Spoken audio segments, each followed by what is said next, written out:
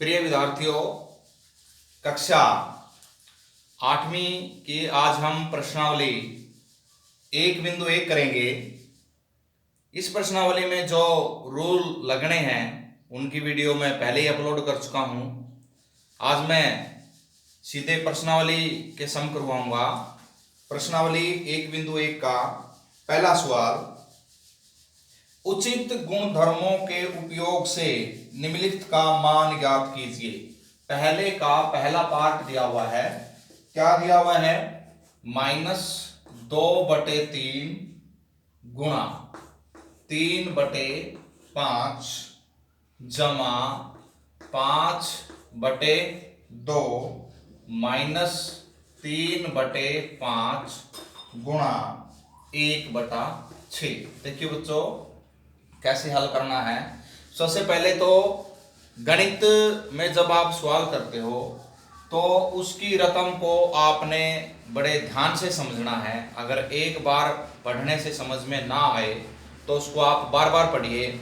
देखिए, इस सवाल की रकम को अगर हम ध्यान से देखें, अगर हम इन दो स्टेप को देखें, एक ये और एक ये, इनमें क्या है? 3/5 साझा है, इनमें उभयनिष्ठ है, कॉमन है, तो हम इनको इकट्ठा लिख लेंगे। -2/3 गुणा 3/5 और माइनस, एक बार मैं दोबारा फिर देख रहा था, हाँ माइनस का निशान ही है, -3/5 गुणा 1/6। और ये जो 5/2 है इसको हम क्या कर लेते हैं, बाद में लिख लेते हैं इसको। अब देखिए, इन दोनों में 3/5, माइनस का निशान भी साथ, इसको कॉमन ले लो। ये है जो कौन सा नियम लगा हुआ है, मैंने नियम बता था, कर्म विनिमय नियम। यहाँ पे 3/5 बाद में ले रखा है, यहाँ पे पहले ले लिया, तो हम क्या करेंगे, -3/5 कॉमन ले लेंगे, तो यहाँ पे क्या बच गया, 2/3, यहाँ पे प्लस का निशान, यहाँ पे क्या बच गया, 1/6, और बाद में क्या है, 5/2। अब जो अंदर ब्रैकेट के अंदर है रकम है जो, उसको हल कर लो। यहाँ इनका क्या एलसीएम आ गया, 6 को 3 से भाग करेंगे 2, 2 की 2 के साथ गुणा करेंगे 4, प्लस का निशान, 6 के साथ गुणा करेंगे 1, और 1 की, सॉरी, 6 को 6 से भाग करेंगे 1, और 1 की 1 के साथ गुणा करेंगे तो 1 आया, जमा 5/2।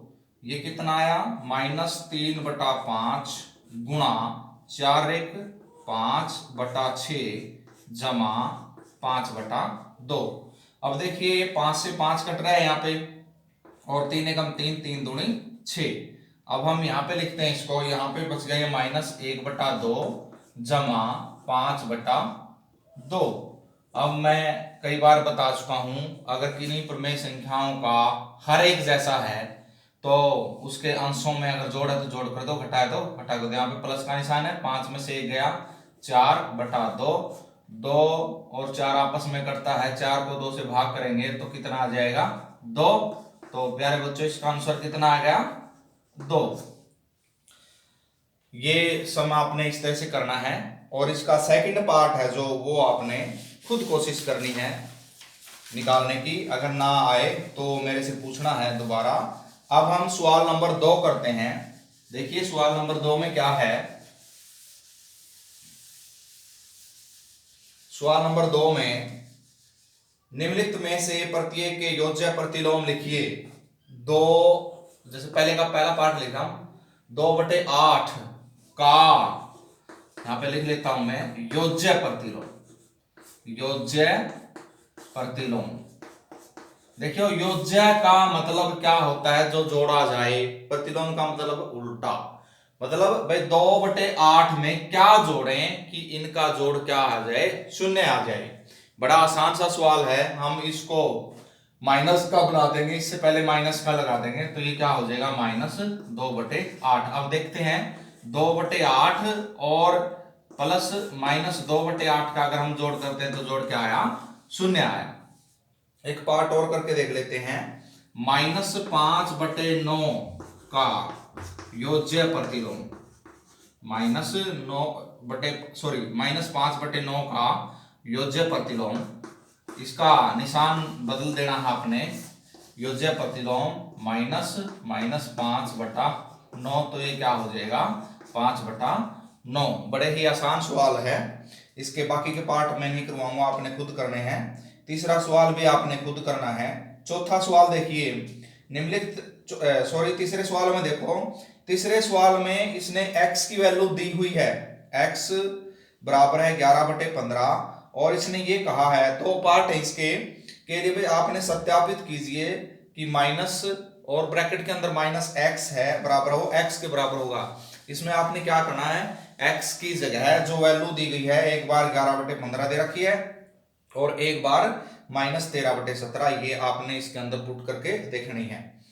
तो कोशिश करनी है आपने खुद करने की। तीसरा सवाल अगर ना आए तो फिर मैं आपको करवाऊंगा। चौथा सवाल देखिए, निम्नलिखित के गुणात्मक प्रतिलोम ज्ञात कीजिए। गुणात्मक प्रतिलोम क्या होते हैं, ऐसी संख्या जिससे गुणा करने पर गुणनफल 1 हो जाए। जैसे एग्जांपल के लिए मैं बताता हूं, 2 का गुणात्मक प्रतिलोम क्या होगा, गुणात्मक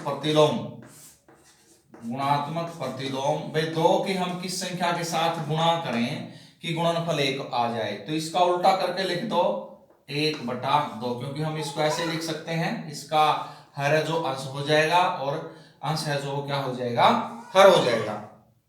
अब देखिए -13 का गुणात्मक प्रतिलोम, -13 का गुणात्मक प्रतिलोम क्या हो जाएगा, -13 का गुणात्मक प्रतिलोम, बड़ा आसान सा सवाल है, इसको हम ऐसे लिख सकते हैं 1/-13। तो प्रिय विद्यार्थियों, चौथा सवाल के जो बाकी के पार्ट है वो भी आपने खुद करने हैं, चौथा सवाल के। अब पांचवा सवाल है, निम्नलिखित प्रत्येक में गुणन के अंतर्गत उपयोग किए गए गुणधर्मों के नाम बताने हैं। देखिए मैंने जो कल वीडियो बना करके डाली थी उसमें मैंने सारे जो इस प्रश्नावली में नियम गुण लगने वाले हैं वो सारे बता दिए थे। जैसे पहला सवाल देखिए, -4/5 गुणा 1, अगर हम देखो 1 के साथ गुणा करते हैं तो ये क्या हो जाएगा -4/5। इसमें क्या बताया गया है, जो 1 है वो सभी परिमेय संख्याओं का क्या होता है, गुणात्मक तत्समक होता है। क्या होता है, गुणात्मक तत्समक होता है। तो इसमें कौन सा नियम लगाया गया है, गुणात्मक तत्समक करके इसने बताया है ये। और सेकंड पार्ट देखिए, -13/17 गुणा -2/7 बराबर है -2/7 गुणा -13/17। अब देखिए ये पहले यहां पे है गुणा में और बराबर के बाद क्या बाद में है, इसी प्रकार ये बाद में, ये पहले आ गई। तो सबसे पहले ही बताया था मैंने क्रम विनिमय, क्या है ये, कौन सा नियम लग रहा है इसमें, क्रम विनिमयता।